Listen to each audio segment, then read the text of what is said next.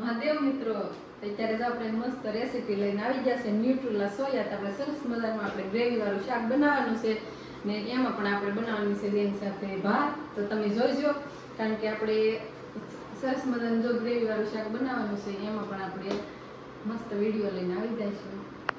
તો ચાલો આપણે રસોઈ બનાવવાનું કરી દીધું શરૂ ને આપણે જો ઓલરેડી પાણી ગરમ થવા માટે મૂકી દીધું છે ને એમાં ઉબાળ પણ સરસ મજાનો જો આવી ગયો છે. ને હવે આપણે ન્યુટ્રેલ સોયા ક્રન્ચ એમાં નાખવાના છે ને 5-6 મિનિટ માટે એને ઉબળવા દેવાના છે, એટલે કે બાફવાના છે, આપણી ભાષામાં કે બાફવાના છે. તો સરસ મજાના ઉપર આવી ગયા છે, સરસ મજાના એમાં બફાઈ જશે. તો આપણે થોડોક વેઇટ કરી લઈએ. તો હલાવીને જોઈ લેવાનું, કારણ કે ઉપર સૂકા ના રહી જાય. તો સરસ મજાના 5-6 મિનિટ થઈ જશે ને હવે બફાઈ જશે. તો આપણે એક સાવણે કરીને બહાર કાઢી લેવાના છે, કારણ કે પાણીમાંથી કાઢી લેવાનું છે. એટલે કે પાણીમાંથી કાઢીને પછી આપણે એમાંથી નિતારી લેવાના છે. એ ટાઈમ મળે એમાં આપણે ટમેટોને એવું ક્રશ કરી લઈ, મિક્સરમાં દળી લેવાનું છે. તો સરસ મજાના મેં 2 ટમેટા લીધા ને એ મિક્સરમાં દળી નાખવાના છે. એટલે સરસ મજાનું આપણે એમાં ગ્રેવી ટમેટાની તૈયાર થઈ જાય. લસણ ને અદરકનું એ તો પેસ્ટ આપણે તૈયાર હતું. તો ચાલો આપણે દળાઈ ગયું છે ટમેટું. તો સરસ મજાનું ટમેટું થઈ ગયું છે ને આપણે 2 મરચીની કટિંગ કરી લેવાની છે. એટલે આપણે એમાં 2 મરચી માપ પ્રમાણે જેટલું શાક હોય એ પ્રમાણે તમે લઈ શકો. આપણે અત્યારે મારે તો 100 ગ્રામ જેટલા સોયા છે, એટલે મેં 2 મરચીનું કટિંગ કરી નાખ્યું છે. એક લેવાની છે ડુંગળી, કારણ કે આપણે ગ્રેવી બનાવવાની છે તો ડુંગળીની જરૂરિયાત પ્રમાણે આપણે ડુંગળી લેવાની છે. ને મેં એક ડુંગળી લીધી છે ને આપણે એનું કટિંગ કરી નાખવાનું છે. સરસ મજાનું ડુંગળીનું કટિંગ કરી જેમ બને એમ નાનું બારીક રાખો, એટલે સડવામાં પણ આસાની રહે ને મોઢામાં પણ બહુ મોટી ન આવે. એટલે તો સરસ મજાનું નાનું આપણે ટુકડા લેવાના છે. અત્યારે આપણે જો સોયાબીન છે એ ઠંડા થઈ જશે, તેમાં બધું પાણી નિતારી લેવાનું છે, કારણ કે એમાંથી આપણે પાણી નિતારી લઈએ પછી તે થાય. તો સરસ મજાનું તો પાણી ન આવે એટલે હમાયેલું આમ હાથે વજન દઈને મસ્ત ભૂની લેવાના છે. અત્યારે જો આપણે બધા સોયાનો કાઢી નાખ્યું. હવે આપણે પેસ્ટ થઈ ગયો છે તૈયાર. ને આપણે હવે ચોખા પણ જો રંધાઈ ગયા છે સરસ મજાના. હવે આપણે એને ઉતારી લઈશું. હવે આપણે સોયાબીનની તૈયારી કરીએ. તો આપણે 2 પાવડા તેલ લીધું. એમાં સરસ મજાનું તમારા માપ પ્રમાણે થોડુંક વધારે લેવાનું, કારણ કે સોયાબીન આપણે ગ્રેવીવાળા બનાવવાના છે. તો અત્યારે જો ગરમ મસ્ત તેલ થઈ ગયું છે. હવે આપણે એમાં જીરું લેવાનું છે. પેલું થોડુંક જીરું નાખી ને પહેલાં આપણે સોયાબીનને એમાં ફ્રાય કરી લેવાના છે. એટલે એમાં થોડાક આપણે પહેલાં બધા સોયાબીન નાખશું ને આપણે જીરું થોડુંક બ્રાઉન થઈ જાય પછી નાખવાના. તો જો એમાં સોયાબીન નાખી એડ કરી ને આપણે એને ઘડીક ભૂનવા દેવાના છે. ગરમ આંચ ઉપર બ્રાઉન કલર થઈ જાય થોડુંક, ત્યાં સુધી આપણે એને ગરમ થવા દીધા. હવે એને એક વાટકીમાં કાઢી લઈશું ને ફરીવાર આપણે એમાં ને એમાં કરવું હોય તોય એમાં હાલે, ને આપણે ધોઈને બીજા વાસણમાં લેવું હોય તોય આપણે લઈ શકીએ. તો ચાલો આપણે તેલ લીધું, હવે આપણે વઘાર કરવાનું કરી દીધો શરૂ. તો એમાં હિંગ નાખવાની, નાખ્યું થોડુંક જીરું. વઘારમાં તો આપણે ગમે એમ કરી શકીએ, જરૂરિયાત પ્રમાણે ઘર વપરાશની વસ્તુ હોય એમ પણ હાલે.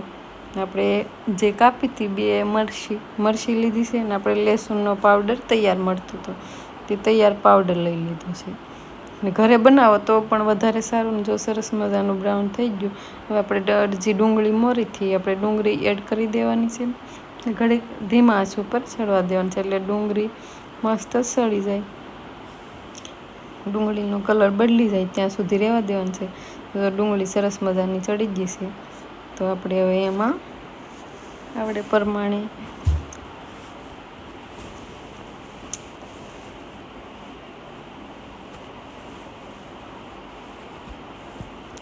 ધ્યાન રાખવાનું કે નીચે આપણે બહુ છોટે નહીં. આપણે જે ટમેટાનો સોસ બનાવ્યું હતું એ આપણે અત્યારે એડ કરી દેવાનું છે. ને એમાં થોડુંક પાણી છૂટે, કારણ કે આપણે મિક્સરમાં કર્યું હોય એટલે એમાં થોડુંક પાણી હોય. એટલે આપણે એને ઘડીક પાકવા દેવાનું છે. તેને થોડુંક પાકવા દઈશું, ઘડીક મૂકી દઈશું આપણે ઢાંકણું. એટલે ઢકાઈને જો સરસ મજાની ગ્રેવી ચડી ગઈ છે ને ઉપર જો તેલ છોડવા મળે એટલે સમજી લેવાનું કે મસ્ત ગ્રેવી ચડી ગઈ છે. તો આપણે જો થોડુંક હલાવી નાખવાનું, કારણ કે નીચે બહુ છોટવા ન કરે એ ધ્યાન રાખવાનું છે.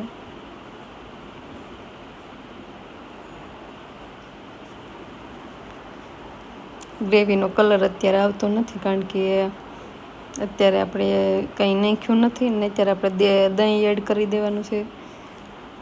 થોડુંક ખાટું હોય એટલે થોડુંક માત્રામાં વધારે દહીં રાખવાનું, ગેસ કરી દેવાનું. દહીં નાખ્યા બાદ આપણે થોડી વાર ગરમ થવા દીધું ને હવે આપણી સરસ મજાની જો ગ્રેવી થઈ ગઈ છે તૈયાર. તો હવે આપણે એમાં મસાલા એડ કરવાના છે.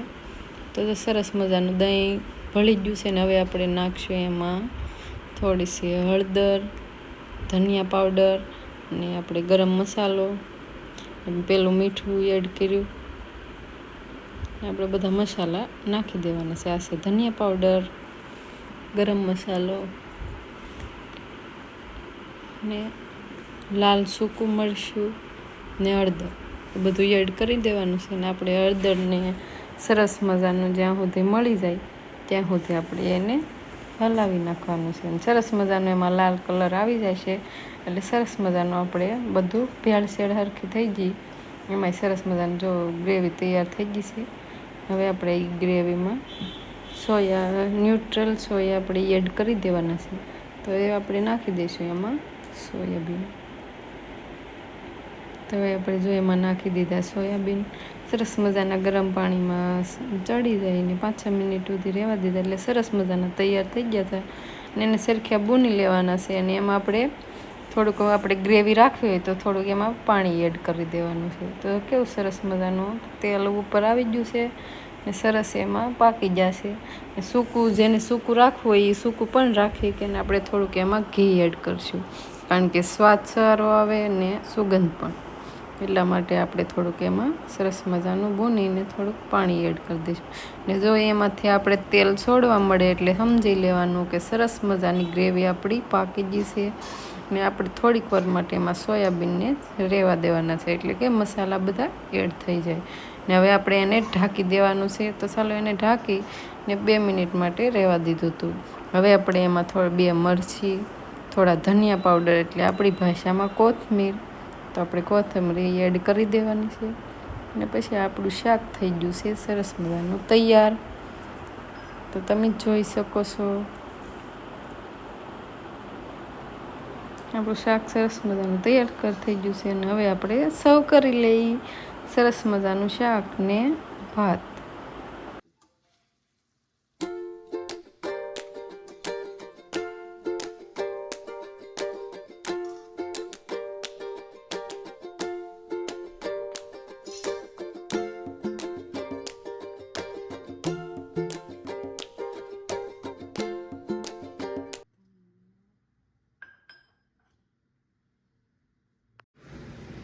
ચાલો આપણે જે ન્યુટ્રેલા સોયા આપણે ડીશ થઈ ગઈ છે તૈયાર. તો તમે જોઈ શકો છો કેવું સરસ મજાનું શાક બન્યું. એમાં આપણે જો ભાત બનાવ્યા છે.